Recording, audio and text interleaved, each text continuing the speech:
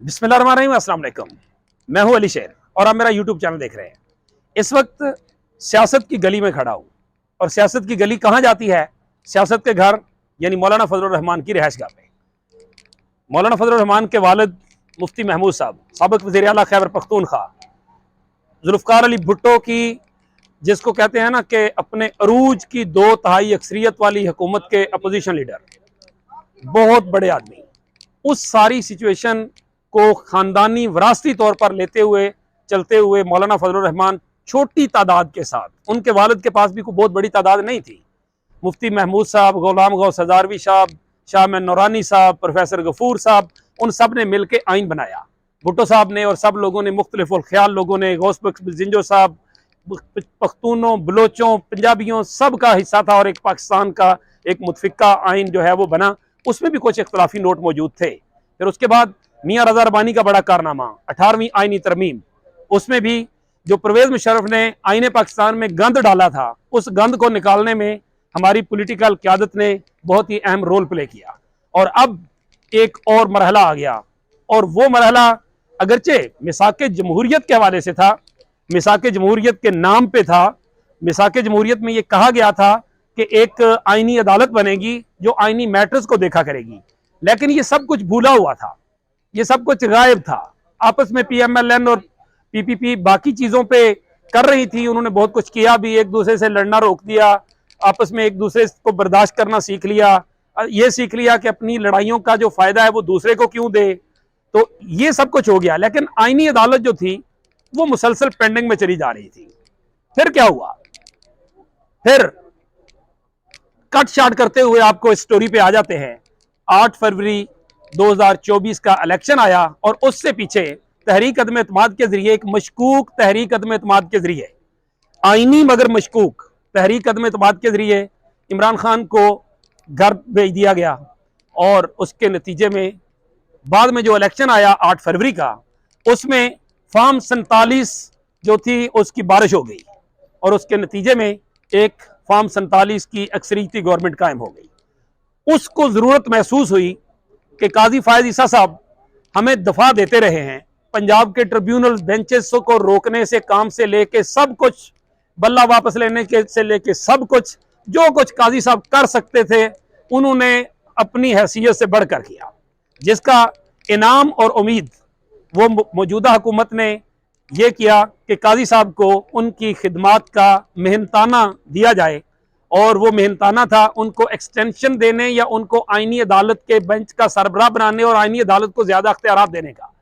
लेकिन काजी फायज ईसा साहब पे उस वक्त क्रास लग गया जब उन्होंने मुबारक सानी केस में कादियानियों के हवाले से 2 मरतबा फाश गलतियां की, और आखिरकार वो उस वक्त तक नहीं माने जब तक उनको अवामी पावर से या उसके बाद ब्लू एरिया वाले मशहूर वाक़े ने एक तरह से 11,000 वोल्ट का करंट नहीं लगा दिया। नतीजा सामने था, वो फैसला वापस हो गया, तफसीली फैसला भी आ गया, जान छुट गई। शुक्र अल्लाह, अल्हम्दुलिल्लाह, इस पे कम से कम हम काजी साहब को देर आए दुरुस्त आए पे शाबाशी देंगे। अब तय हो गया कि काजी फायज ईसा साहब इज नो मोर। मौलाना साहब ने कांटा लगा दिया उस पर, इस वजह से कि अगर मैं काजी फायज ईसा को एक्सेप्ट करूंगा तो जो मेरे लाखों दीनी वर्कर्स हैं, जो वोटर्स हैं, वो ये कहेंगे कि आपने उस बंदे को वोट दिया जिसने जानबूझकर कादियानियों को जो है वो सपोर्ट करने की और उनको तबलीग की, आज़ादी की इजाजत की कोशिश की। मौलाना साहब ने कांटा लगाया और मौलाना साहब के बगैर तरमीम हो नहीं सकती थी। उसके बाद हुकूमत ने यह तय किया कि अब हुकूमत जो है उसको तो बरकरार नहीं रख सकी। एक शख्स के लिए आईनी तरमीम लाई जा रही थी, उसका नाम अली शाह साहब को मखसूस नशिस्तों का फैसला देने और उसके ऊपर डट जाने और एंड टाइम पे ऐसे आईनी हथौड़े मारने की सजा देने का फैसला किया गया कि उनको यह सजा दी जाएगी कि आपने ऐसा फैसला देने की जुर्रत कैसे की, तुम होते कौन हो ऐसा फैसला देने वाले और उस पर डट जाने वाले। फिर मुकमका शुरू हुआ, जमीनी हकायक पे बात आई, जमीनी हकायक पे बात आते आते कट छाट के मुसवदे पे आ गई, JUI के और पीपल्स पार्टी के मुसवदे पे। अब बिल्कुल टू दी पॉइंट आपको सादा से अंदाज में समझा देते हैं कि इस मुसवदे में क्या था, क्या नहीं है, अब क्या नहीं है, और जो है उस पर तहफ़्फ़ुज़ात और खदशात हैं क्या, हो क्या सकते हैं।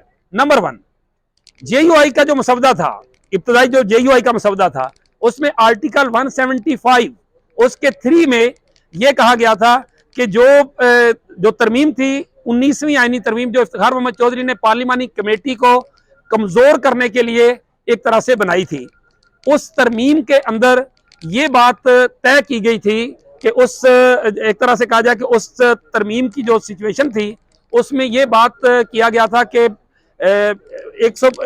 19वीं आईनी तरमीम जो इफ्तिखार मोहम्मद चौधरी ने करवाई थी कि उस 19वीं आईनी तरमीम को जो उसको खत्म कर दिया जाएगा, उसको रिपील कर दिया जाएगा। उसके नीचे से 18वीं आईनी तरमीम जो थी वो निकलेगी, जैसे पार्लिमानी कमेटी और जुडिशल कमीशन के इख्तियारात में तवाज़ुन बरकरार हो जाएगा, जो कि 18वीं आईनी तरमीम में किया गया था। 18वीं आईनी तरमीम में भी और 19वीं आईनी तरमीम में भी आर्टिकल 175 की 3 जो शिक थी उसमें चीफ जस्टिस ऑफ पाकिस्तान उसको बनना था जो सुप्रीम कोर्ट का सीनियर मोस्ट जज होता। JUI के इब्तदाई मसवदे में सीनियर जज वाली बात जो थी ये मौजूद थी। फिर पीपल्स पार्टी और JUI के दरमियान मुज़ाकरात हुए और उसमें JUI ने उनकी ये बात मान ली कि सीनियर मोस्ट जज की बजाय 3 जजेस का पैनल होना चाहिए सीनियर मोस्ट का, उसमें से चीफ जस्टिस का चुनाव कर लिया जाए।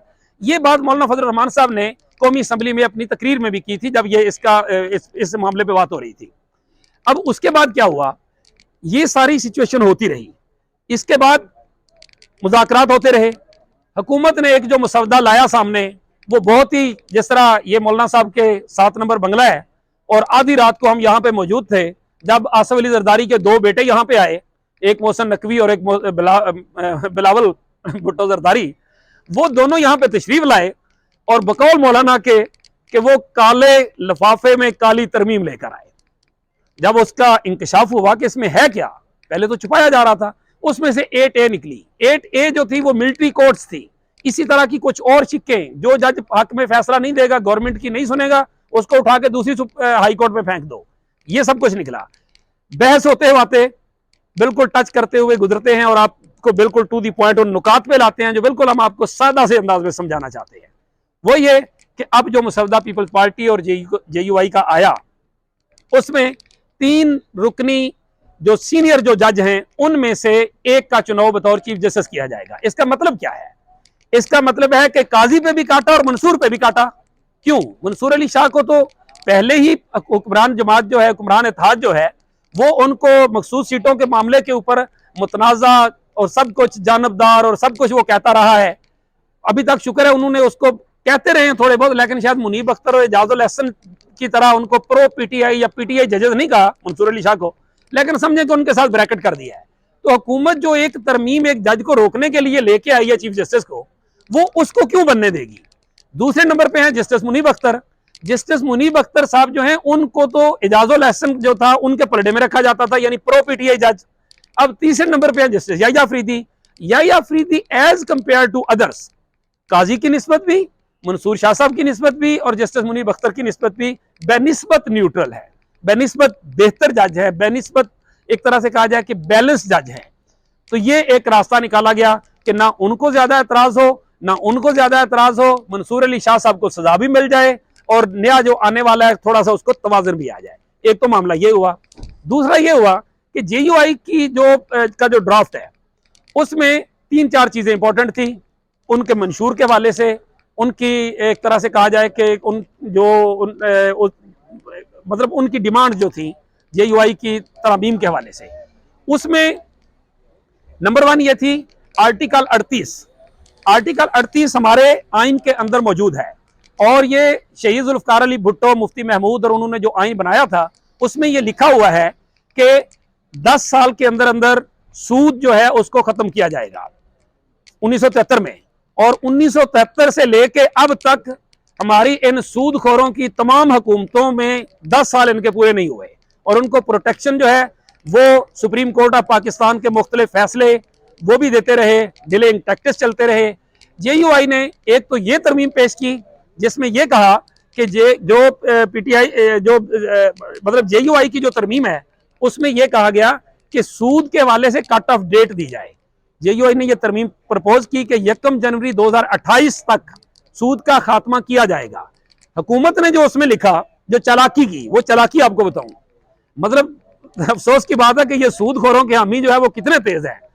उन्होंने उसमें ब्रैकेट में लिखा कि एज सुन एज प्रैक्टिकल, जितनी जल्दी मुमकिन हुआ। अब उसके दो मानी थे, एक ये था कि 1 जनवरी 2028 से पहले पहले जितनी जल्दी मुमकिन हुआ सूद का खात्मा करेंगे, और एक ये था कि जब भी मुमकिन हुआ। तो कामरान मुर्तजा साहब जो ब्रेन है लीगल साइड पे JUI के, उन्होंने उसकी निशानदेही की और उसके नतीजे में जो वो वाली जो है उसको क्लियर किया गया है कि 1 जनवरी 2028 से पहले पहले सूद का खात्मा किया जाएगा। अल्लाह करे, ये तो बहुत करीब की एक डेट है, 28 कोई दूर नहीं है हमारी जिंदगियों में, कि अल्लाह करे कि हम अल्लाह और उसके रसूल के खिलाफ जंग रोक दें।